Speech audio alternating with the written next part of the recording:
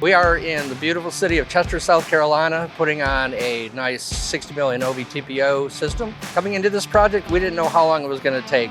We were under the impression it was only going to be 3 different roof areas that we were initially working on out here.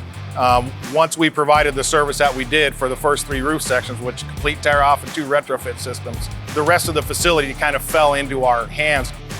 We're at about 1,100 squares and we probably have another 100 squares left, so total will be about 1,200 to 1,300 squares of roofing. Getting an IKO product on site was great. We didn't have any real issues with logistics getting the material here. This is not a standard job for a standard roofing company or for a standard manufacturer. Because there's so many different moving parts, components, details that are involved with this that aren't in the book. And to have that experience that we have in Allcon Roofing to do this project, it really needed somebody of that expertise to do this. So there were some details that were a little not normal in the industry, but everything was worked through fairly quickly and we were able to get completed with the project timely. There were a few challenges on this project.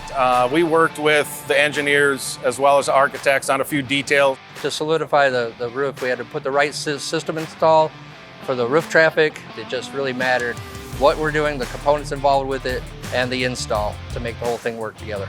We all work together as a team between the general contractors, architects, engineers, as well as the contractors on site to come to a viable solution where we're all happy and we have a watertight roof system. IKO Commercial, we have to prove that we're not a commodity product. We have to be different. We're not like the other manufacturers. We can all get together on the same page and have an outstanding project, which we do have.